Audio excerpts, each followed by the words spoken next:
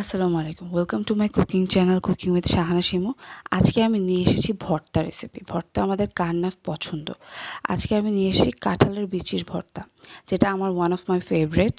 So সেটার recipe আজকে দেখিয়ে দিচ্ছি। তো ফার্স্টে আমি আমাদের কাঁঠালের বিচি, রসুন, পেঁয়াজ, তারপরে নারকেল যেগুলো দিব সেগুলো সব আমি সেদ্ধ করে নিব হালকা একটু পানি দিয়ে। আর এই কাঁঠালের বিচিগুলো আমাদের গাছের কাঁঠালের বিচি, আর নারকেলটাও আমাদের গাছের, সেগুলোর টেস্ট আরও বেশি মজা। সো এগুলো সব একসাথে ফার্স্টে দেখেছেন আমি কাঁঠালের বিচি আর রসুন আর পেঁয়াজ দিয়ে দিয়েছি। এখন নারকেলটা দিয়ে দিয়েছি, পানিটাও টেনে আসবে। তো এটা ভাপিয়ে নিব ভালো মতো। ভাপিয়ে নেবেন জাস্ট 10 মিনিটসও না, 10 মিনিটসের একটু কম টাইম নিয়ে ভাপিয়ে নিলেই হবে। 8 মিনিটের মতো ভাপিয়ে নিলেই যথেষ্ট, জাস্ট নরম হয়ে যাবে। আর পাশের প্যানে আমি তেলে হালকা হাফ টিস্পুন তেলের মধ্যে একটু কাঁচামরিচ বাটা,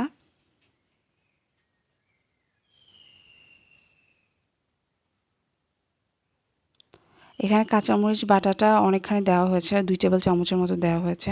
যেহেতু আমি কাঁচামরিচটা ইউজ করছি না, ডিরেক্ট বাটাটা ইউজ করছি।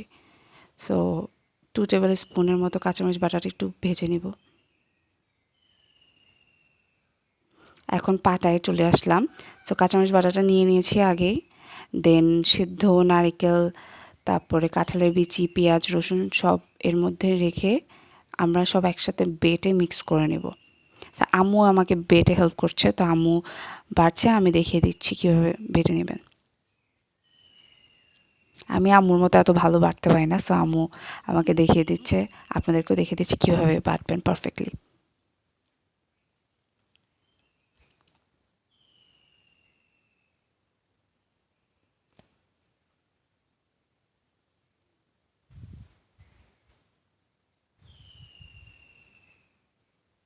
আর ভর্তা এমন একটা আইটেম যেটা সব কিছুর সাথে খেতে পারবেন। ভাত, খিচুড়ি, পোলাও, আমি তো পোলাওর সাথেও খাই।